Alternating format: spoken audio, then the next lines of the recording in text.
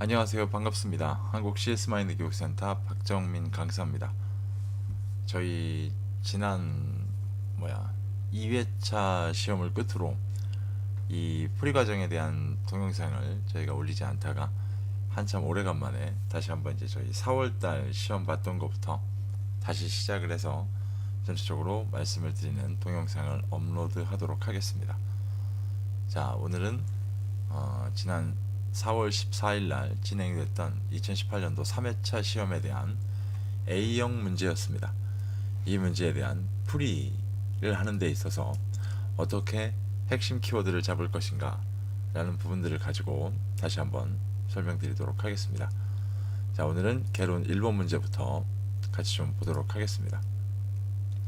1번 문제, 귀인 이론의 결정 요인 중 개인의 행동이 다양한 상황에서 나타나는지 아니면 특정한 상황에 국한된 것인지를 의미하는 것은, 우리가 귀인 이론이라고 했을 때 여러 가지를 보시게 되겠습니다만, 책임의 위치가 어디 있느냐, 인과성의 위치 차원, 그 다음에 일회성이냐 반복적이냐 영원성이냐 라는 거 갖고 있는 거, 안정성, 그 다음에 통제 가능하냐 통제 불가능하냐 통제성, 또는 의도적이냐 비의도적이냐 이렇게 나눴었는데, 그 부분에 세부사항으로 내려가는 거죠. 그래서 결정 요인을 물어보는 문제는 지난 3년 동안 볼 수 없었던 문제 유형입니다.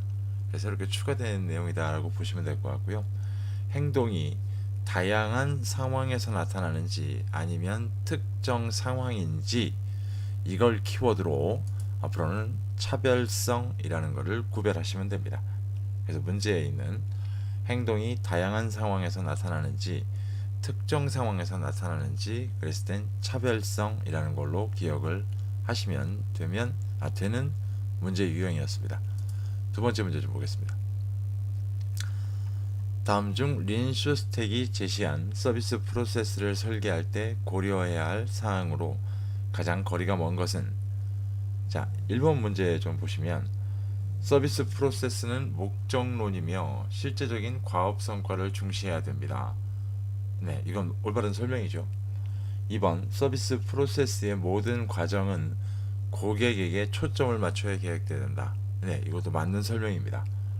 3번 서비스 프로세스의 규율은 창의성을 억제하기보다는 성과와 효율성을 제고할 수 있는 자율적인 성격을 가져야 된다. 이것도 맞는 설명이죠. 4번 서비스 프로세스는 전체론이며 각각의 개별 활동들은 하나의 시각에서 인식돼야 된다. 맞는 설명입니다. 자, 그럼 1, 2, 3, 4번 다 맞았으니까 5번이 뭔가 이상하겠죠. 서비스는 생산과 소비가 구분되어 단계적으로 진행되기 때문에, 자, 여기까지만 읽어도 맞는 얘기일까요?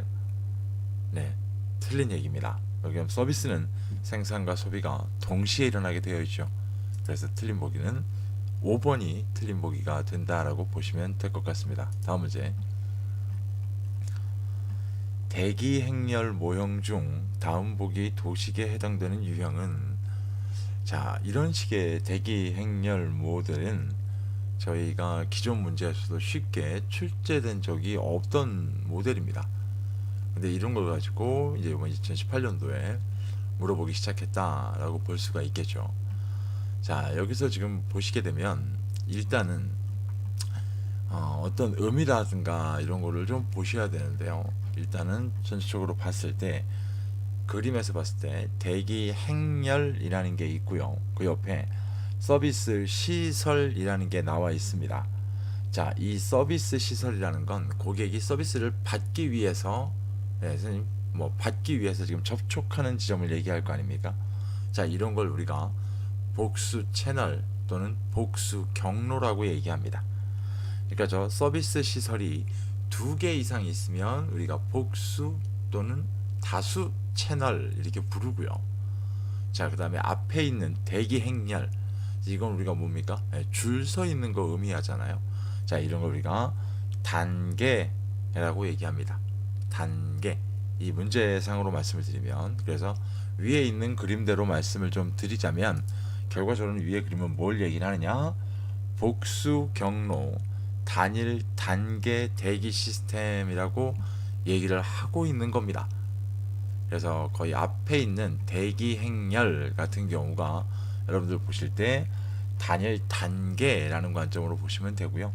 서비스 시설이라고 두 개 나눠져 있는 것을 우리가 채널 또는 이 문제처럼 경로라는 걸로 나와서 채널이 두 개이기 때문에 시설이라고 하는 저 표시된 게 두 개이기 때문에 복수 채널 또는 다수 채널, 복수 경로 이렇게 읽을 수 있는 거고요.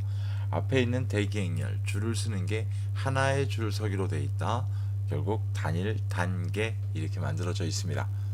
이런 의미로 좀 기억을 하셔서 앞으로 이 대기행렬 모델에 대해서는 대응할 수 있는 방법을 찾으시면 될 것 같습니다. 다음 문제. 다음 문제가 다음 중 서비스 프로세스 설계의 기본 원칙에 대한 내용으로 가장 거리가 먼 것은 1번 고객 개별 니즈에 적응해야 된다. 2번 고객은 기대 대비 성과를 평가한다. 3번 평가는 고객이 한다. 4번 모든 의사결정 시 기업의 입장을 먼저 고려하여 고객에게 적합한 서비스를 제공해야 한다. 5번 고객의 기대를 관리하는 것이 중요하다. 제가 왜 이거는 문제를 읽고 나서 키워드를 말씀드리기 전에 전체적으로 읽었느냐, 위에 보시는 문제를 잠깐 보시면 서비스 프로세스 설계의 기본 원칙입니다.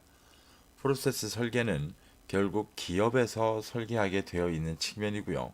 이때 항상 모든 의사결정을 하는 데 있어서 뭘 먼저 고려해야 된다? 네, 고객을 먼저 고려해야 된다.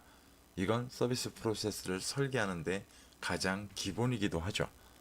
이렇게 되다 보니까 잘못된 답안은 뭘까요? 네, 4번.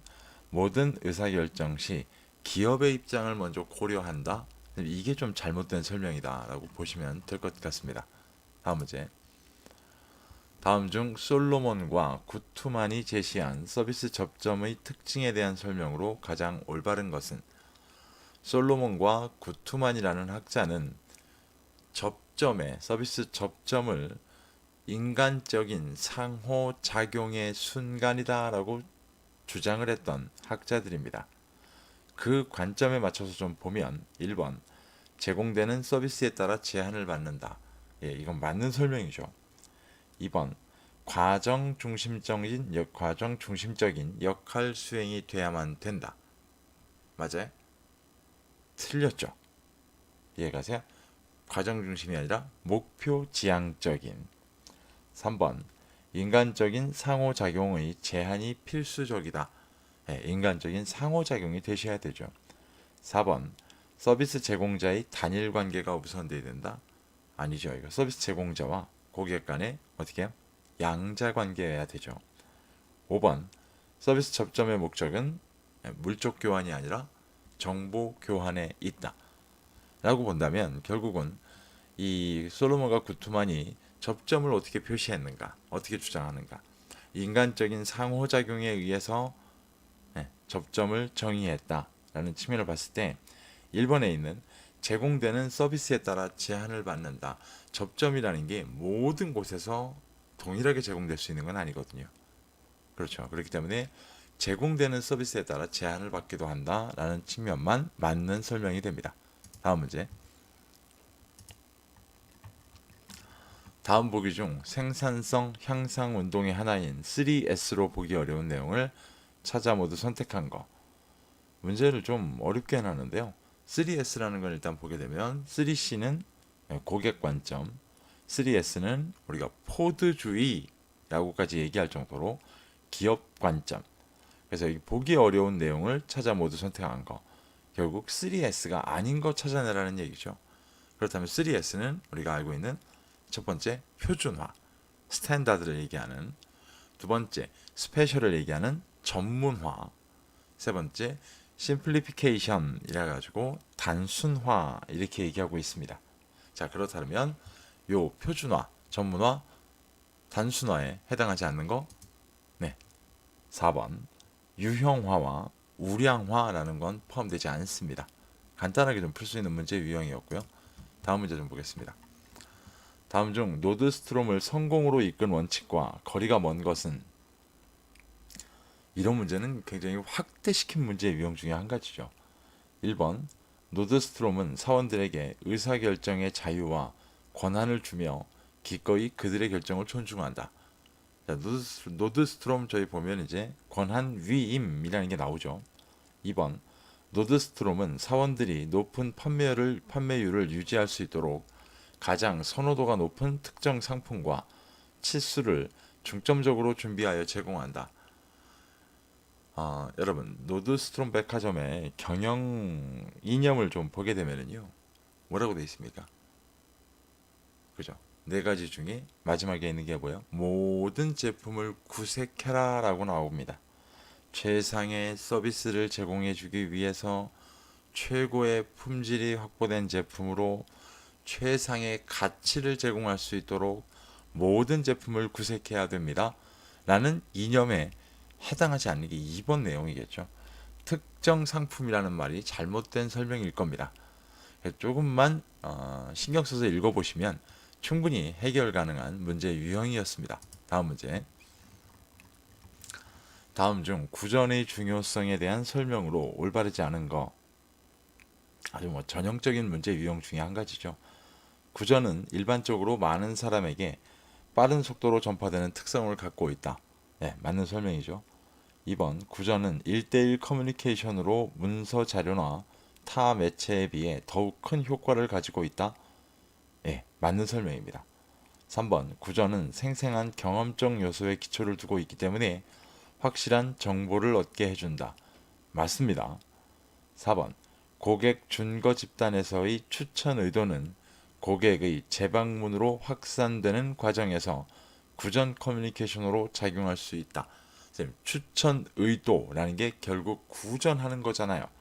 맞는 설명입니다. 5번 구전은 기업에 의해 창출된 것이기 때문에 여러분 여기가 잘못됐죠. 우선 뭡니까? 구전은 누구에 의해서? 네, 고객에 의해 창출된 것이기 때문에 라고 나와야 되는 거죠. 그래서 5번 문제 보기를 좀 보면 구전은 기업에 의해 창출된 것이기 때문에 고객이 더욱 신뢰할 수 없는 정보다. 이건 여러분 문맥상으로는 틀린 말이 아닙니다. 하지만 내용적으로 봤을 때는 구전은 기업에 의해 창출된 것이기 때문에 라는 부분이 잘못되어 있는 거죠. 그래서 우리가 구전을 대표적인 키워드로 비공식적이다 라고 이야기를 하고 있는 겁니다. 그래서 여기 잘못된 답은 올바르지 않은 건 5번이라고 고르실 수 있을 겁니다. 다음 문제. 데이와 랜던이 제시한 불만족에 대한 소비자의 반응 중 공적 반응으로 보기 어려운 거. 자, 여러분 공적 반응이라고 얘기가 나오고 있습니다. 1번 교환. 네, 맞죠. 공적 반응이죠. 2번 불만 시정 요구. 이것도 맞습니다. 욕구가 아니라 요구네요. 이건 오타네요. 3번 법적 피해 구제. 공적 반응입니다. 소비자 단체 고발. 네, 이것도 공적 반응이죠. 가족 또는 친구에게 경고. 이건 뭘까요? 네, 대표적인 사적 반응의 예시입니다. 자, 그래서 이 문제에서 잘못된 거 5번 가족 또는 친구에게 경고라는 게 잘못된 문제입니다. 굉장히 좀 단순한 문제 유형 중에 한 가지죠. 자, 마지막 10번 문제입니다. 다음 중 고객 만족을 위한 실천 과제로 가장 올바르지 않은 것 찾아내랍니다. 가장 올바르지 않은 거. 1번 내부 고객을 만족시키기 위해서는 외부 고객의 만족이 반드시 선행돼야 된다. 자, 이건 잘못됐죠. 외부 고객을 만족시키기 위해서는 내부 고객의 만족이 반드시 선행돼야 된다라는 걸로 바꿔주셔야만 정확히 해당하는 내용으로 변경이 될 겁니다. 나머지 밑에 나와 있는 2번, 3번, 4번, 5번 보기는 다 맞는 설명이죠. 자, 그래서 이렇게 문제가 긴 문제의 경우는 이렇게 오답이 좀 1번에 있는 경우가 저희 문제를 푸는 사람 입장에서는 상당히 좀 수월한 문제 유형 중에 한 가지다라고 보시면 될 것 같습니다. 자, 오늘 오랜만에 시작한 CS 개론 10문제까지 10번 문제까지 풀어드렸고요. 저희가 다음 시간에는 CS 개론 11번 문제부터 다시 쭉 설명드리도록 하겠습니다. 들어주시느라 고생 많이 하셨습니다. 감사합니다.